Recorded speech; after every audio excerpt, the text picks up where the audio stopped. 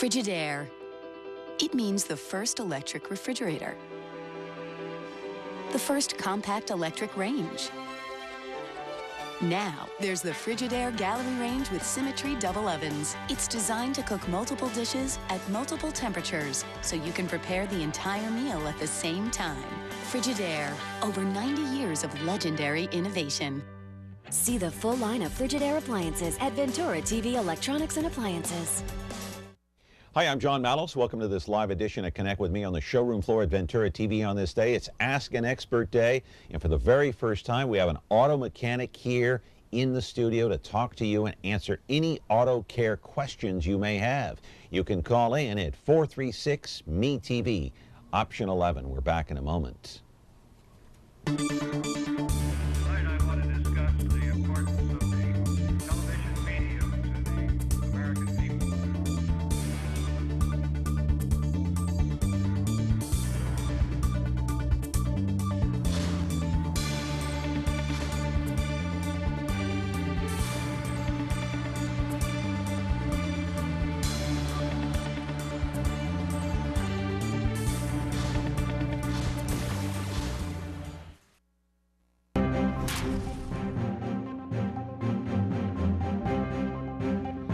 No doubt it should be a fun program today because we've never had an auto mechanic here in the 3 years we've been doing this program on Connect with Me on MeTV Fresno. And of course, you're watching us as usual here on Comcast Channel 187 and 43.6, 13.1. The replay on this program comes later on today at 2 o'clock in the afternoon, again at 8 o'clock on 13.6 and then 13.5. Hey, just a couple of things to pass along before we get started here with our program. And the number is 436-ME-TV, option 11. I want to mention batten down the hatches. The storm is coming tonight in the Bay Area. They're getting ready. In Sacramento, they're getting ready. One of the heaviest storms that we've seen in a long time, accompanied by high winds. And so you might want to take some cover if you're out tonight, and just be careful out there and maybe have your flashlights ready. Let's just hope I hope the power does not go out, because every time that happens, it's chaos. Anyway, one other thing to pass along, you might want to look on the internet. Remember Yoenis Cespedes of the Oakland A's got traded to Boston? Boston traded him to Detroit today. Look that up on the internet. Also, Matt Kemp and Dee Gordon, no longer with your Los Angeles Dodgers. Both traded within the last 24 hours. So Dee Gordon and Matt Kemp are gone. The Dodgers cleaning house to a certain extent. Anyway, we'll talk about that at some other point. But today's focus is Ask an Expert. As mentioned, we have never had an auto mechanic here. I've been getting requests to get an auto mechanic on here because it would be a popular program. Everybody, a lot of people walk up and say, how can I find, is there any way that I can find a reputable auto mechanic, one that I can trust? Well, I think we found one today. Roll the videotape. I'll show you exactly what we're talking about, my friends. Take you out to Southeast Fresno, where San Joaquin Auto Care Tire Company and Smog has been around for nearly 2 decades, about 17 years, and the owner is Tracy Hata. He claims he doesn't know it all, but I'll tell you what, sure seems like he does it all.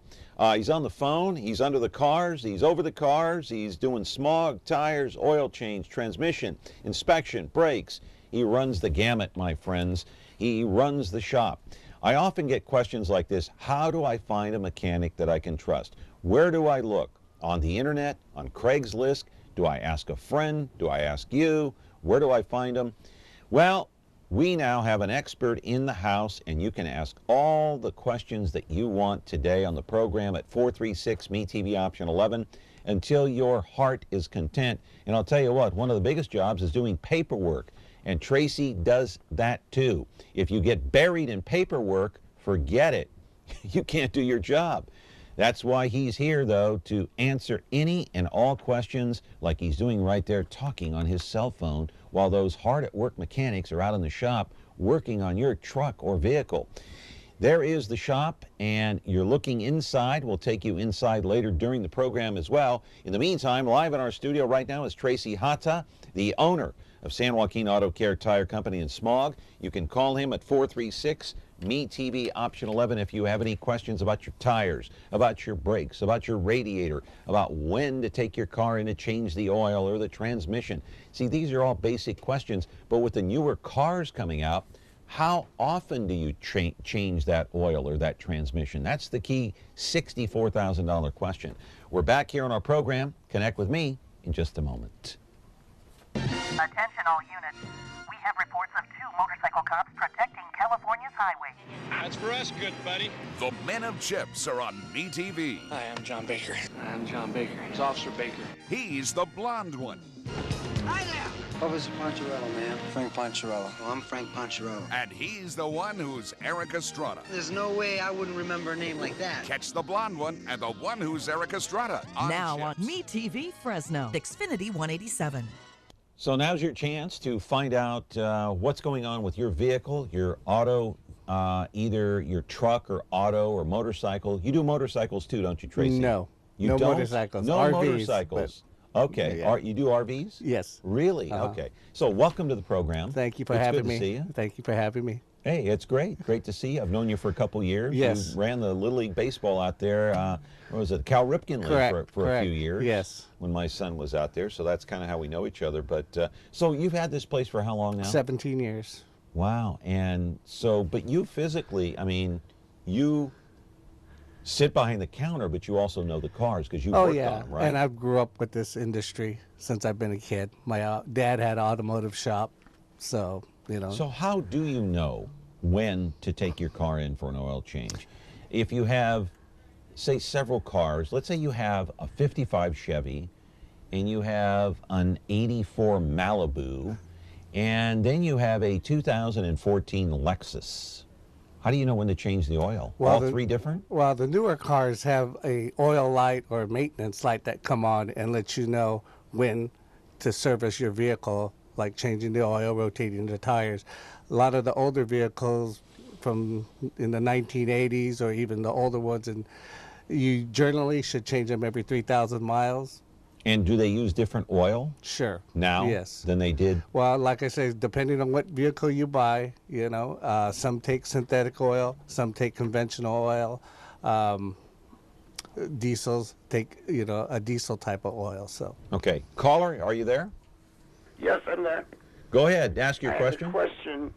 I have a 79 Ford Courier pickup. It's got a 2.3-liter four-cylinder with a 4-speed. And I was thinking of putting larger tires in the rear that were taller to raise the gear ratio a little bit where the motor didn't rev as high down the freeway at freeway speeds. Is this going to affect my speedometer and odometer a great deal? And if so, about how much? It's got 14-inch wheels with 195 Series 70s, and I was going to go to a 75 Series tire. Is Right. this a bad move, or do you think it would be something that would help improve what I need without affecting the speedometer a great deal? Keep the caller there and go ahead and answer, Tracy. What year is that vehicle?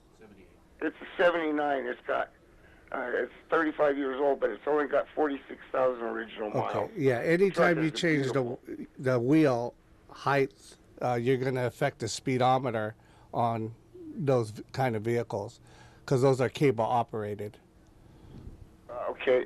So what about if I left 14s on it and just went in a taller series of tires? It would still affect it. It's still effective. Yes. Okay. So what would your advice be? Just go ahead with it and guess what the speedometer would really be reading, or Right. I mean, you'll be able. to cause mechanical failure. Well, it's not going to cause mechanical failure because it's not the transmission's not electronically controlled by the speedometer, so it's just the old-fashioned cable operated. So yeah, it wouldn't have to be calibrated. Maybe it might be 5 miles an hour off, you know. So it's not going to make that big of a difference as in miles per hour on your speedometer. I see. Okay. Well, thank you a great deal.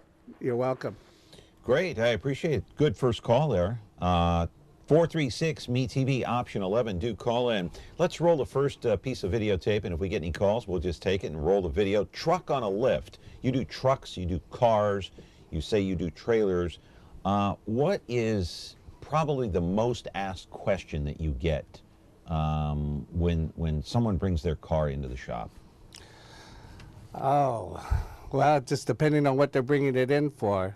We also do smog, so a lot of times on smog failures or when vehicles aren't running right, they're going to ask me, well, is this vehicle going to pass smog, or how much am I going to be looking into it? So. Yeah. Do they say that, they bring it in and they say, I hear a clickety clank, or I hear a noise, or I hear something shivering under the hood, and I don't know what it is, and I can't pinpoint it. You get that very often too, Correct, right? yes. Okay. This truck here was in for what? That was in for an oil leak. An oil leak? Yes. Oh, how do you detect something like that? We usually put a dye in the crankcase if we can't find it visually, and then we put a black light on there, and then we see where the dye bleeds out of. Can you look under there and see if it's dripping too? And how do you detect a transmission leak? You put different colored dyes in each. Really? Yes. And how long a process is that? Oh, generally, depending on how bad the leak is, you can catch it within the hour, or you may have to have the customer take it and drive it a couple days and let it go through the system. Hey, the question that I posed in the beginning, Tracy, is how do you find a reputable auto mechanic? We have all seen the 60-minute type reports, or even the local reports. I saw one recently, I think it was on KMPH, where they're doing work that is unnecessary. How do you find a mechanic that isn't going to tell you that there's something wrong with your vehicle when there isn't, just so they can charge you? I know you don't do that, but I mean, how do you find that kind of mechanic? Well, I mean, there's a lot of mechanics out there, a lot of shops out there, and a lot of shops who are very reputable, and then you have some that aren't. I mean, it's like. But how do you find the good ones? What's the answer to that? And how do you know? Are there red flags? Well, I mean, I won't say there's so-called red flags unless you call the either Bureau of Automotive Repair or even the Better Business Bureau to see if they have any violations, for one, and then the other is. My recommendation would be just referrals from family members, friends, coworkers, where they take their vehicles to, and if they're happy. And you may have to try a few shops before you actually find the right one. Yeah. And are there certain red flags that you would advise our viewers to watch out for? I mean, you would like to find a shop, again, with everything, a clean shop. How they're set up, what kind of, so forth, equipment they have, if their technicians are certified by ASC, little detailed stuff like that, no different than if you were going to go into a restaurant. Okay. Well, we're talking with Tracy Hata, and of course he owns the San Joaquin Auto Care Tire Company in Smog out there in southeast Fresno. We got a call coming in, our second call of the day. Good morning, caller. You're on with Tracy. Go ahead. Yes. Hello. Yeah. My name is Ted. I have a question for you about the newer automobiles. Most of them, you can't use a conventional motor oil now. You have to use a synthetic blend. Is it worth the monies to go from a synthetic blend to a full synthetic? Well, most vehicles, like you say, yeah, some of the newer vehicles, they want a synthetic blend or synthetic oil, depending on what kind of vehicle you have. But nowadays, most new vehicles, they're allowing it to go 7,000 to almost 6,000 miles before you have an oil change. So granted, depending on where you go, a lot of shops charge anywhere from $60 to $90 for a synthetic oil change. But granted, you don't have to do it for 6,000 miles or 7,000 miles until the light comes on. Why is it that you don't have to do it for 6,000 or 7,000 miles? Caller, are you still there? Yes, I am. Yeah. Do you have any other questions for Tracy? Yes. Is it worth the investment to go ahead and go to a full synthetic instead of the blend? Oh, sure it is. I mean, it's like anything you intake, from drinking water to drinking soda. I mean, anything you take in your body that's better for you is the same with the vehicle. Yeah. Caller, so are you using synthetic now? Yes, I am. Is it a blend or is it full-blown synthetic? No, it's full-blown. I went from the original car. It's a 2014 Chevy Equinox. and they recommended a synthetic blend, and they told me don't put conventional motor oil in it. It has to be either a blend or you can go to a full synthetic. Well, there was a pretty good size difference as far as monies goes between a synthetic blend and a full synthetic, and I was just curious to see, is it worth the investment to go full synthetic? Yeah, is it worth it? Oh yeah, it's very much worth it because Why? I think Why? you're going to probably pay $3 more a quart for the full synthetic. But is it worth it in terms of the long run for your car? Is it better for your engine? You know, yes, it is better for your engine, but a bit depending on how long you're going to keep your car too. I mean, if you're leasing your car and you're only keeping it for 3 years, then it's not worth spending the money because you're going to turn the car in anyway. Right. You know, but if you're going to own the car and you're going to plan on keeping it for about 6 years, then yeah, I would go to a full synthetic blend because, again, it's going to make your internal engines, moving parts last a lot longer. It will. Yes. Will it make them move in a much smoother fashion? Correct. Yeah, it's less friction. Less friction. Yeah, So the full-blown synthetic oil is better for your engine because there's less friction. Correct. Than a synthetic blend. Correct. Or a conventional oil. Yes. Interesting. I wonder if in the racing world, do they use synthetic now? Oh yes. Yeah. Full-blown synthetic in the racing world, like stock, like NASCAR? Sure. Or even Indy, huh? Yeah, as long as it's within the rule guideline. Wow. Okay. Well, we learned something today. Full-blown synthetic, less friction on your engine. Any other mechanical questions you have here, Tracy Hata is here to answer them at 436-MeTV option 11. We're back with our program in just a moment. Oh, we got a call.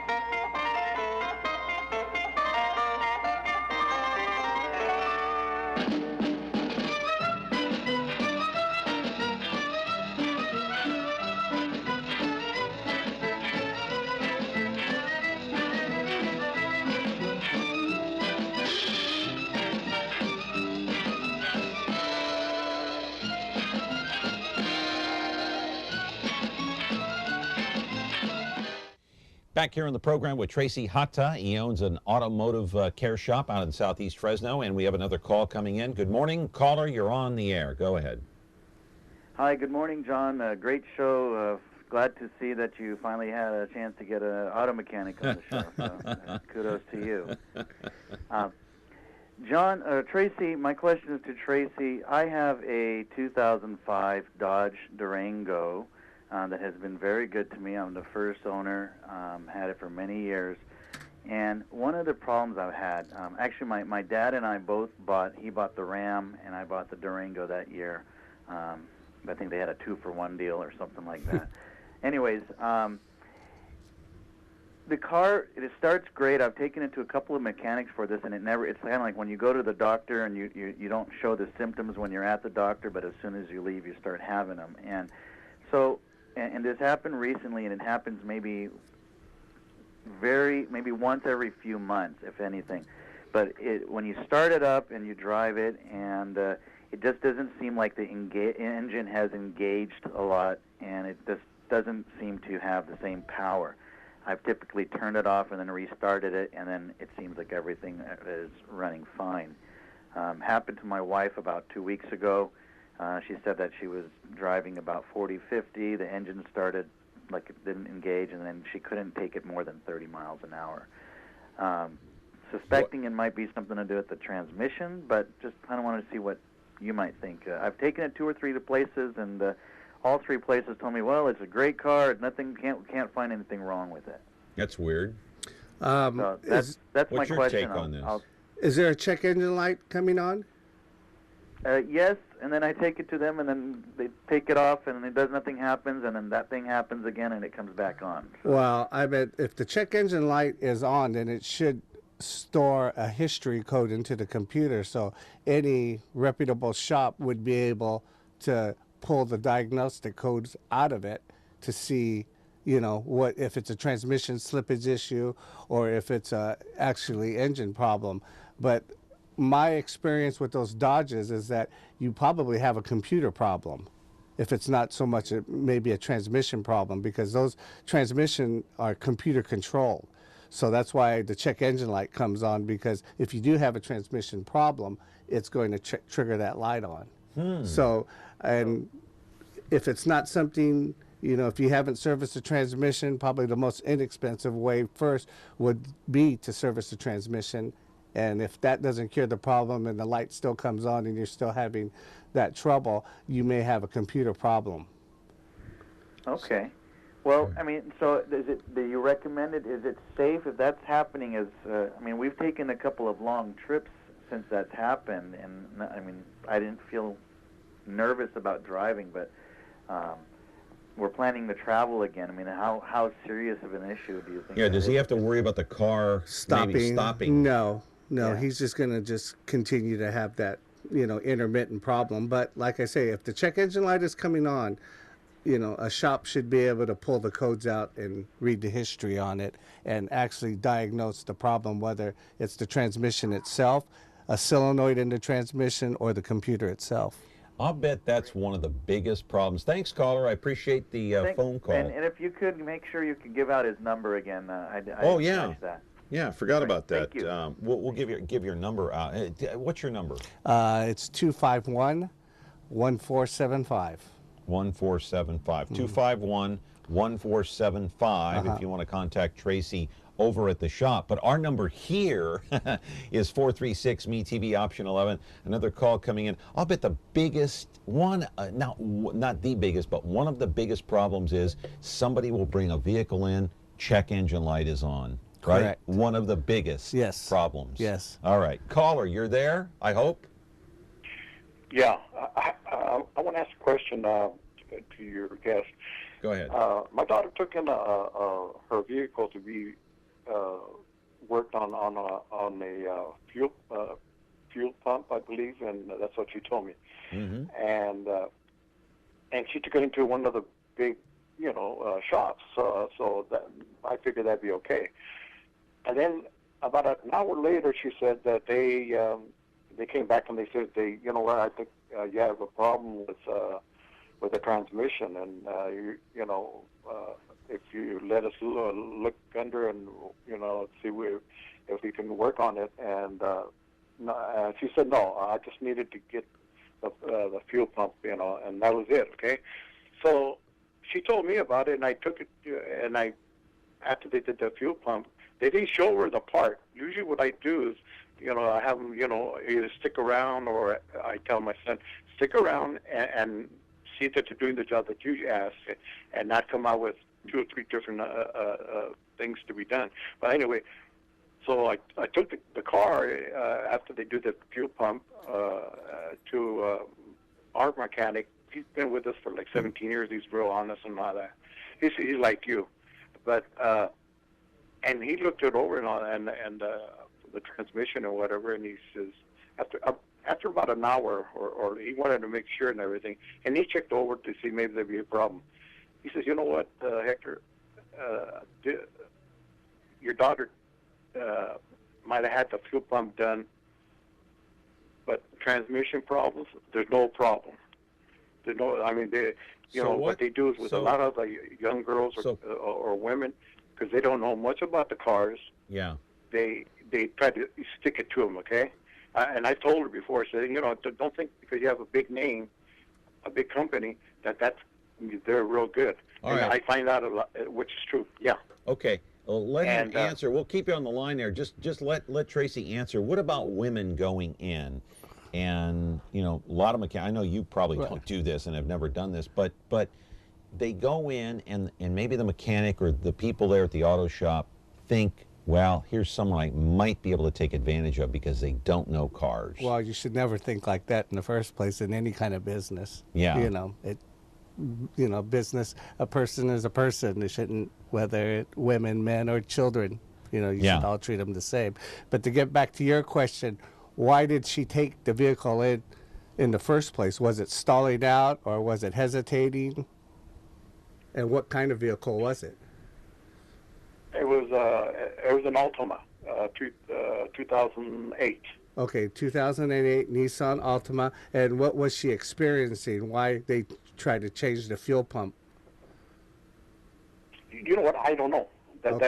She just said that a friend of hers told her that she had to say it's in problem. See, and that I know, she would have come to me.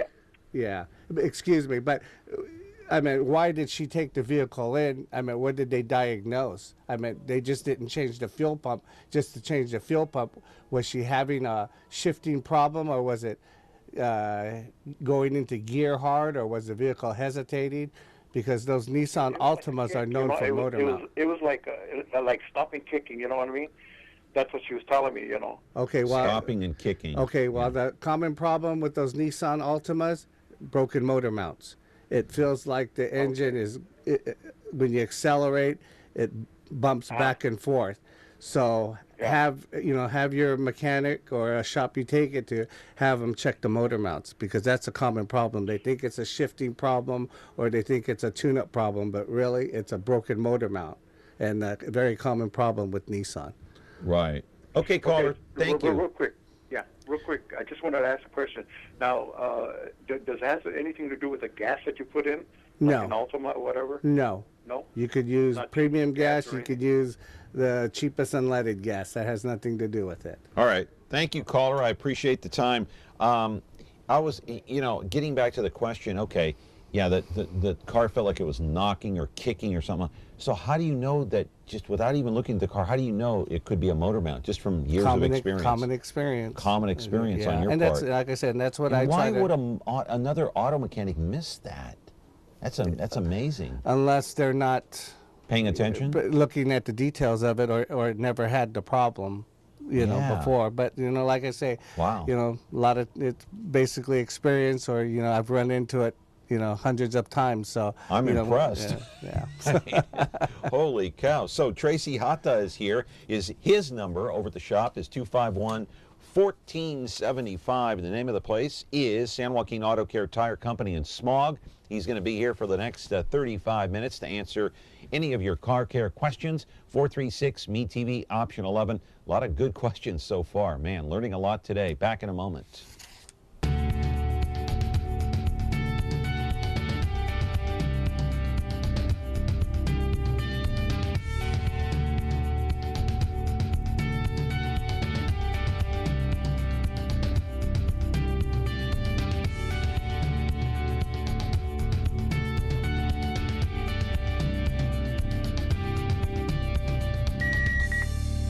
You can watch Dr. TV on over-the-air channel 13.9.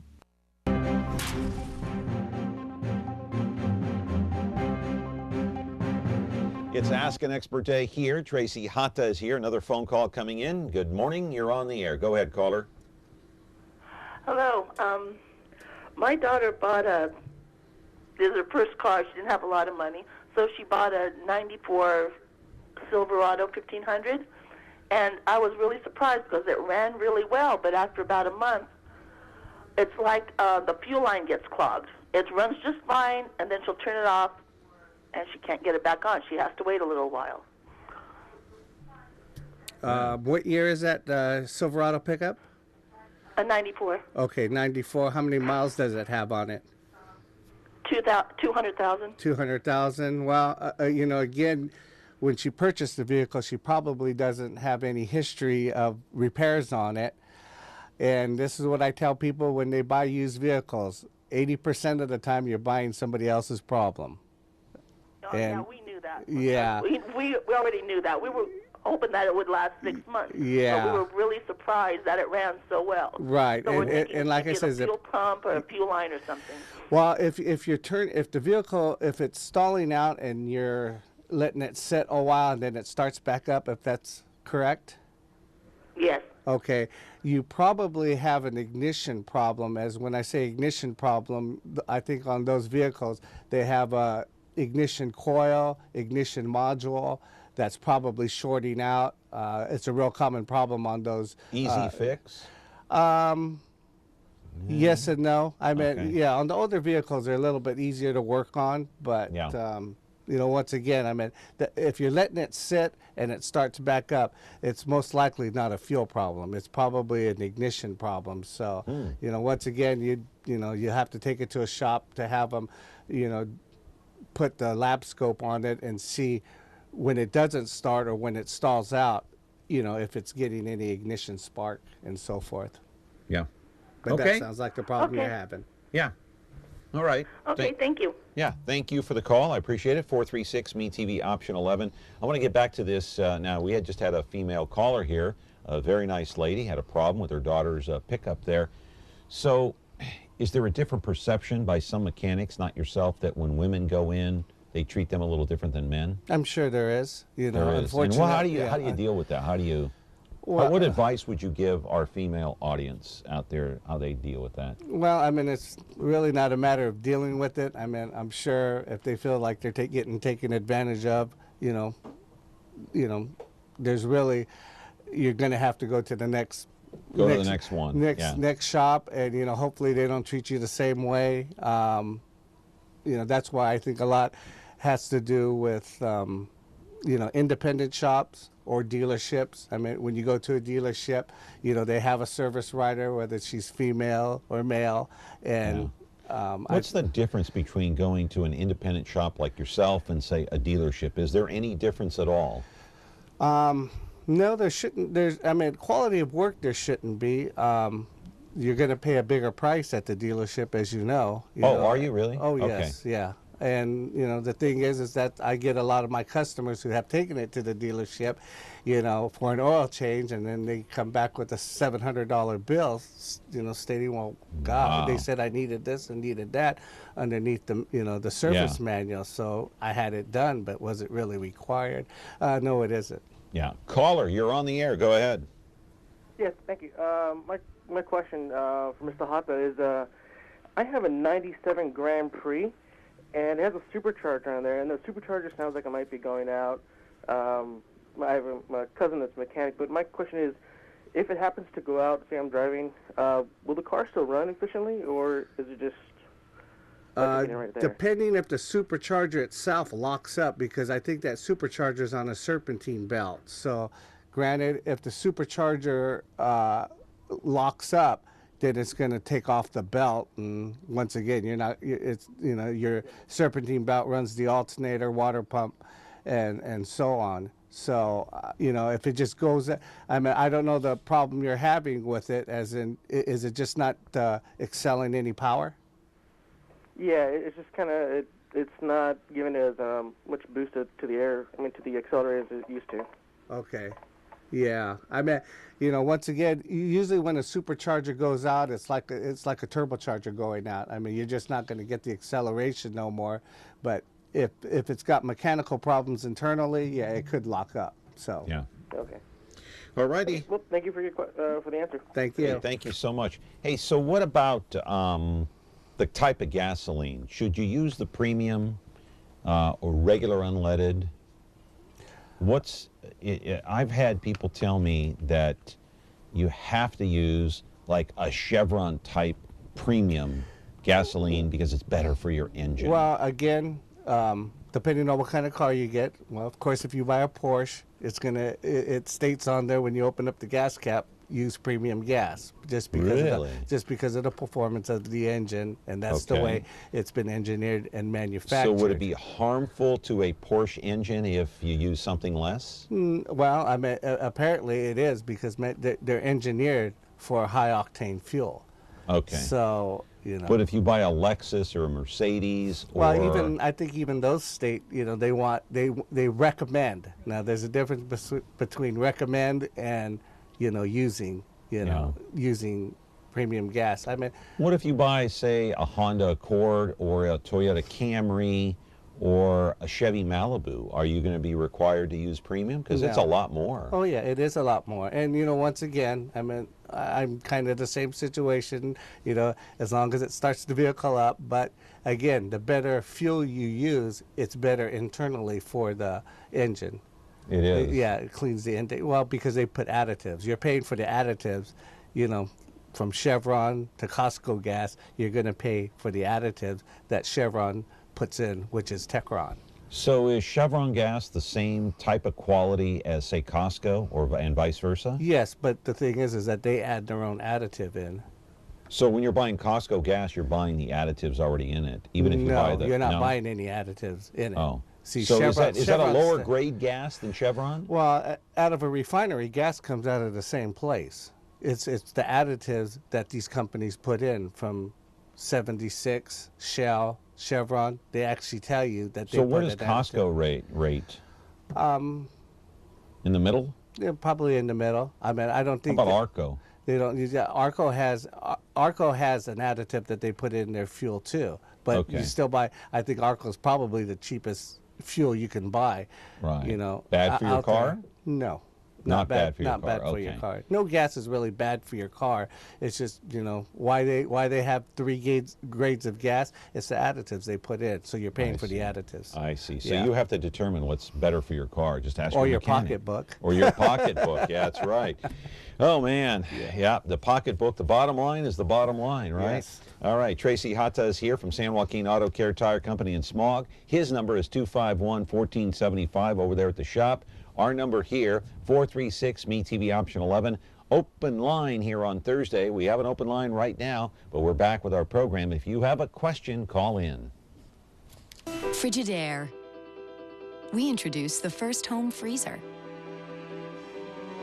the first pulsator agitator washer, and now we introduce the Frigidaire Orbit Clean dishwasher, designed with a unique wash arm that gives you 4 times more water coverage for a consistently better clean. Frigidaire, over 90 years of legendary innovation. See the full line of Frigidaire appliances at Ventura TV Electronics and Appliances. Hey, back here on the program with our friend Tracy Hata. And, okay, here's an email question. It says, shopping for an affordable used car, what cars do I avoid? That's a tough one. I wouldn't know that. Well, I would. Okay, go ahead. Stay away from European cars, and if you can, I mean, the most economical car you can buy out there that's got a good maintenance record would be Honda, Toyota. Okay, for a used car. Correct. If you're going to buy a used car, buy a Honda or a Toyota. Yeah. Because the reputation it has and the maintenance that I see those vehicles come in on, those are going to be the lowest, yeah. Okay, another email question. We'll get these out of the way. Low interest rates on car loans. Should I keep my 95 Taurus or look at buying a new car? That's a Ford Taurus 1995, or look to buy a new car. Answer that quickly and then we'll take a call here. Once again, depending on what's wrong with your Ford Taurus, might not be worth keeping at this point. Might not be worth keeping at this point. Too many repairs, maybe, because it's a 95. That's an old car. Yes, very old car. So very old. Once again, I meant depending on what your financial situation is too, and how much that car is costing you to keep the maintenance and upkeep on it. Yeah. It may be time for looking for a new car. Okay, caller, go ahead. You're on the air. Yes, I just wanted to know where is he located at, so I could take my car for an oil change. Okay, sure. Go ahead, Tracy. My address is 5497 East Olive. I'm on the corner of Olive and DeWitt, just 1 block off of Clovis. And your phone number, give that out slowly. 25. Your address is 54. Give me your phone number so I could call you instead. Okay, it's 251-1475. Did you get that? Okay. Yes. All right. And we'll give that phone number out one more time here. It's 251-1475 throughout the program. And so let's roll some more videotape, and we'll take you into the shop under the car. We'll take you under the hood here and under the car to a certain extent. When you come in and you take your car in, and there's Tracy there looking for himself firsthand. What's wrong with this vehicle? What was the problem here? That was the vehicle with the oil leak. Oh, the oil leak. Yeah. Oh, that was same truck, huh? Yeah. The pickup? Yes. And you're inspecting it firsthand. You're trying to eyeball the situation. Yeah. Huh? And so what'd you find there? Oil pressure switch. Really? Yeah. Okay. Is this common? Yes, it's very common. Yeah. Really? Okay. Years ago, I had purchased a brand new car. I'm not going to mention the dealership because it wouldn't be right. But we had a phone call here. I'm going to take this phone call and I'm going to hold that thought because I want your answer to this question. Good morning, caller. You're on the air. Your question for Tracy. Caller, go ahead. I was calling in to ask. Caller, speak up. Go ahead. You're on the air. I was calling to ask about the Hata recall. Is the San Joaquin Valley included in the recall? What recall is that? Speak up. Hata airbag recall from. Oh. Yeah, the recalls for the airbag does have to go to the dealerships. Yeah, we don't do any manufacturer's recall unless that company has stated that we're a authorized repair facility for them. But for the airbag issue, yes, it has to go to the dealership. Yeah, no matter what dealership it is. Correct. Is the San Joaquin Valley included in that recall? No, it is not. It's San Joaquin Auto Care.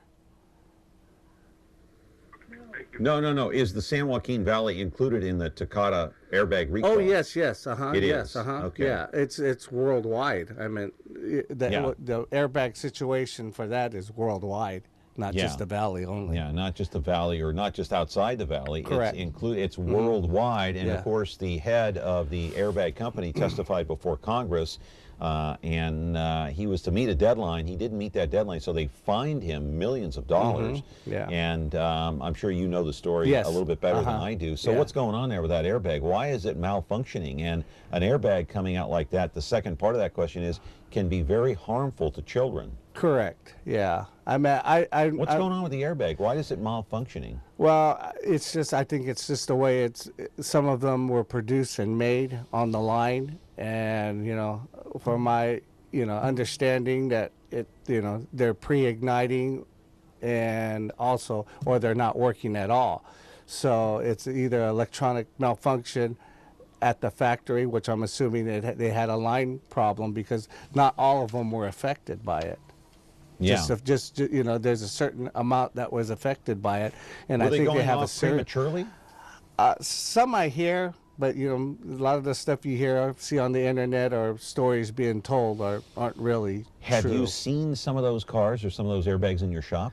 No. Well, I had vehicles come in with an airbag problem, but if they're a newer vehicle and they're still under warranty, then I tell them they have to take it back to the dealership, because it's no charge. It's amazing. Yeah. And they're not even taking, it doesn't seem like that company is taking responsibility for it. You'd think, and there have been some people, I think, there have been some deaths involved. Right. I mean, it's no different than what Chevy and Toyota went through with Toyota going through that accelerator problem. I remember that. And then Chevy is still ongoing with the HHRs. The ignition, right?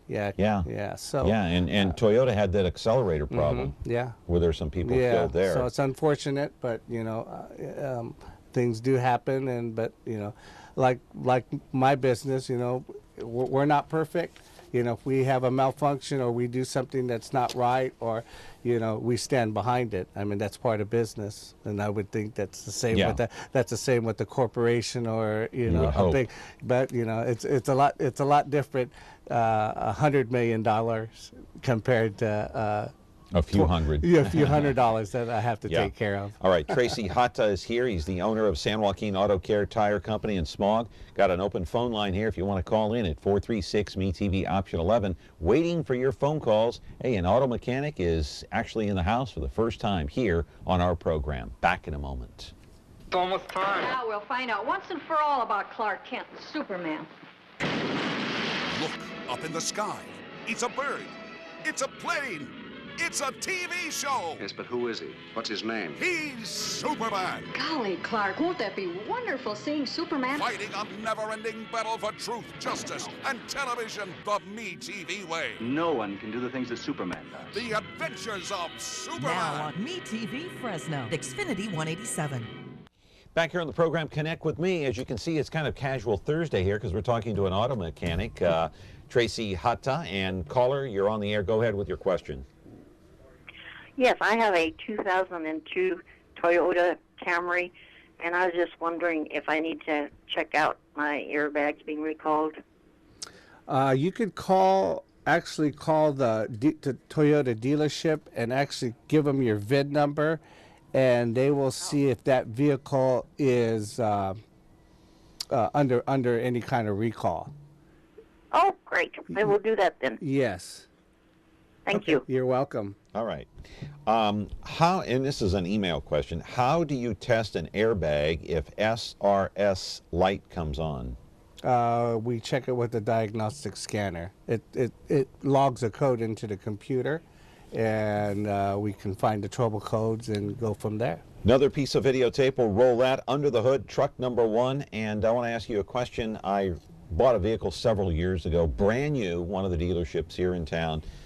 Soon as I got the car, the first day, and I know you're under the hood here with a truck, but there was an oil leak in that brand new car. It had like 10 miles on it. Took it back to the dealership, and they said, well, we'll fix it. I said, no, I don't want the car, because if it's leaking now, it's going to be a bigger problem down the road. Did I do the right thing? Yes and no.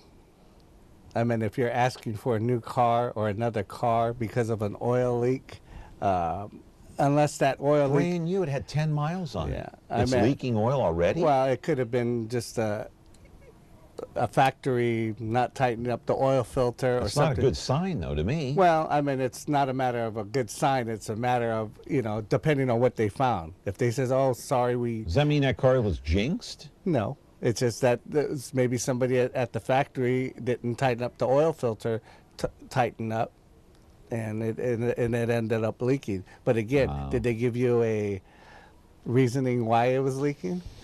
No. Anyway, I'm not going to mention the dealership. Caller, go ahead. You're on the air. Hi, good morning. Good morning. I have a question on smog checks. Okay. My smog notice that I got from DMV says I need a star certified check this time. Can somebody tell me the difference between the two? Thank you. The Star Station started a couple years ago. They kind of change the smog laws every so often, and the Star Stations are, like myself, we actually do smog testing and we do smog repairs. Some shops cannot do any kind of smog work.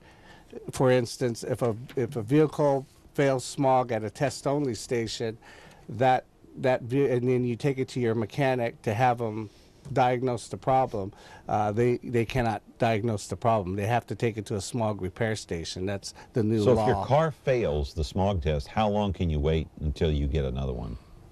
Can you do it right away? The smog test? Yeah. Well, you have to get the vehicle repaired by a certified Star Smog Center first. Then get it tested again. Then you can get it retested. Wow. And you do the repairs on that, right? Right, yeah, we do the repairs. We are a test and repair station. Yeah. Go to another videotape here, under the hood, truck number 2, and we'll take a look at you guys working on this truck. Is this the same one that had the oil leak here? No, different. No, this is a different one. What was the problem here? It had a misfire, so we're just doing the basic maintenance tune-up on it. Okay, you do so many different things at the shop here. I'm just looking at the list as I'm trying to get the question out here. I mean, you do oil change, tire rotation, the inspection, battery, radiator flush. How do you know when to change the transmission oil? And the second part of that, how do you know when to change the fluids, like say in your radiator?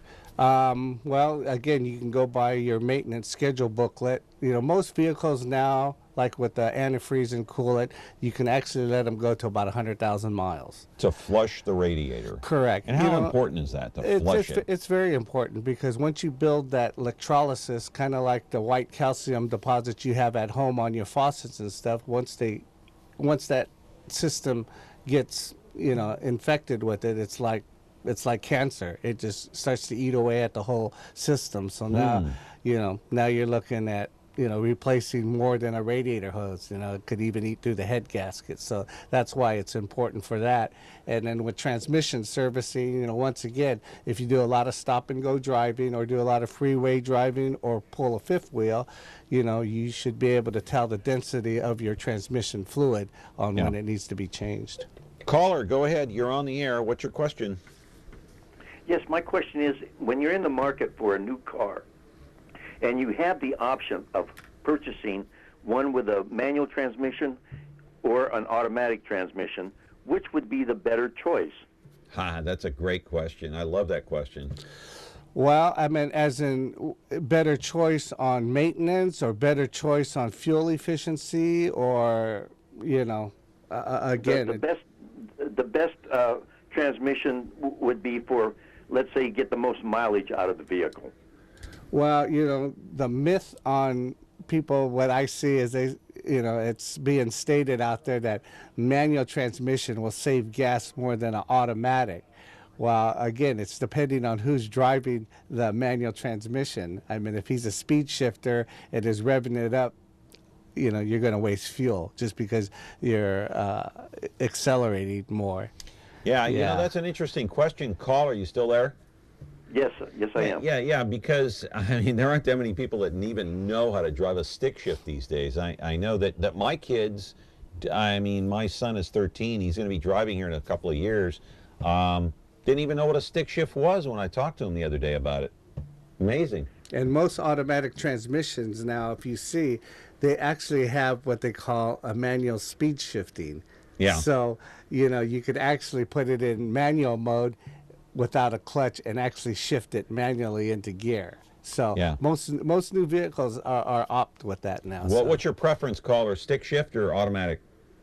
I prefer a stick shift, and the reason why I do is because it seems like that I can go 300,000 miles with only maybe replacing the clutch one time, where an automatic, the most I've ever gotten out of a car before I've had maintenance problems with an automatic was 185,000. Correct. You know, once again, you know, depending on if you're going 300,000 mile on a clutch, then you're a very good clutch shifter. Yeah, well, he knows how to work that clutch. Yeah. Hey, good call. Thank you, caller. I appreciate it very much. 436-MeTV.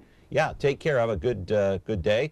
We're going to be back. Our lines are open. 436-MeTV, option 11. Back in a moment.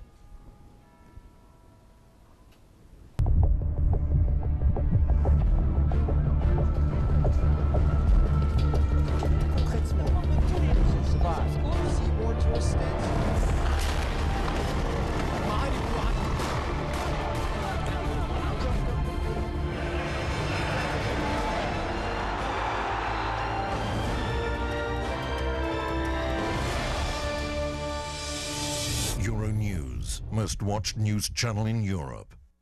All right, something we've already talked about. I want to show a car being smogged here. The video isn't long. So when you take your car in and you do get it smogged, Tracy, and it does pass the test, when's the next time you have to smog it? Does it depend on how old the car is? Generally, it's every 2 years for the smog, unless it gross pollutes. If it gross pollutes, then you're going to smog it every year Really? for the remainder of your life of the vehicle. Are you a gross polluter? No. No, I'm not either. But anyway, so if you buy a new vehicle, I know there's a certain length of time that you can go, I don't know how many years. 2 years. Is it? No, a new car, you can go longer than that without smogging, right? Well, I mean, let's just say you bought you bought a brand new 2014. You wouldn't have to smog it until 2016 or 17. Oh, okay. Yeah. I thought you could go longer than that. No. You can't. Okay, under the law, you got to do it every 2 years. Yeah, but generally it's every 2 years. Even in a new car in this day and age with a catalytic, we still have catalytic converters? Yes. Okay, those are still. Yeah. All right. So what do you think about this gas tax that's going to take effect January 1? It's going to go up. Doesn't, I don't know how much it affects you. It doesn't affect, it doesn't affect me, but, once again, I mean, that's the nature of fuel. In case you don't know it's AB 32. It's it's part of the tax that's going to be added to the gasoline, anywhere from 17 cents to 76 cents per gallon starting January the 1st, in case you didn't know that. So be prepared. Yes, gas prices are down. I saw one station, Arco station, 265. Yeah. 265. That's $1. You wait. It's going to go back up. Yes. Starting January the 1st. All right, another piece of videotape, a car being towed in. Do you recommend, as we see this vehicle being towed in here, do you recommend that people get, say, a road service like AAA? Is that a good thing to have, AAA? Very much, and it's very inexpensive to get. Just be aware that, tows, I think, they only tow for the first 5 miles. Anything after that, You have to pay. You have to pay. Well, why is that good to have AAA or something similar to it? Because it could be something as simple as locking your key in the car and jump starting your vehicle, which they come out and they don't charge you. You know, even if you did that once a year or once every 2 years, you know, because if you had a tow truck driver come out there to change your spare or unlock your car or bring you gas, it's a flat rate probably of $60 or $75. So. Wow, and this car was being towed in because looks like a fairly new car. Looks like a Toyota. No, it's actually a Mazda. Oh, it's 3, a Mazda. And the timing chain went out on it. Oh, wow. Yeah, well, that's, you know, you never know when something like that's going to happen. Yeah. Hey, another piece of videotape, the mechanics working under the car. And I want to ask you about brakes. Okay, when should you change your brakes? How often do you change the brakes? Well, it really depending on your brake habits. I've seen some people, their brakes go all the way to 35,000 miles and still have plenty of brake pad left on it. But then I see some people who have to get their brakes done at 18,000 miles because they're just heavy on the foot. I mean, really? Yes. What do you mean heavy on the foot? What does they're that mean? always braking for everything. Even for no reason. Maybe. For no reason. and they drag, you know, they drag their foot on it, you know.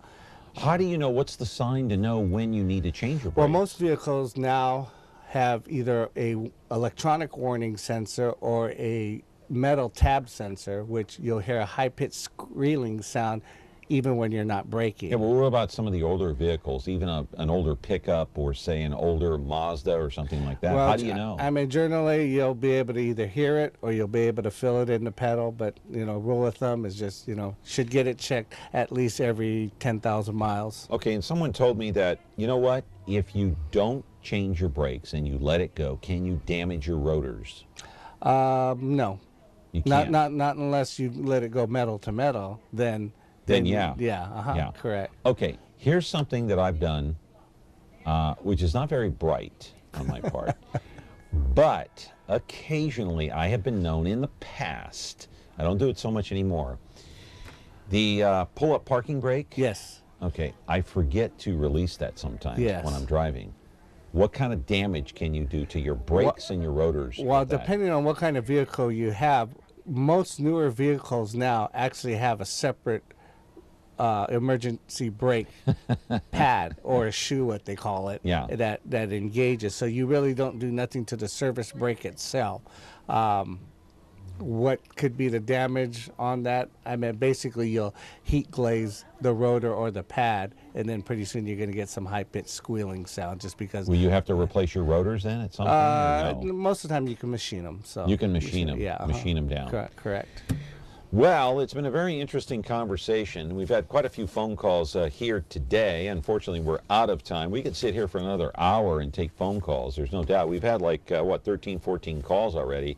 So we appreciate your time. And again, your telephone number is 251-1475. You're located where? 5497 East Olive on the corner of Olive and DeWitt, just one block off of Clovis. Okay. Good deal. I appreciate your time. No, thank you very much. Come back again. You bet. Thank you, John. All right. Tracy Hata, he is with the San Joaquin Auto Care Tire Company and Smog, 251-1475. Our thanks to him, and thanks to you for calling in today and being a part of the program. Connect with me on MeTV Fresno. Back again tomorrow with another edition of this program. We're talking cardiac rehab. That's right. Don't have the big one yet. Watch our show tomorrow. Back with another edition at that time. See ya. Have a great day.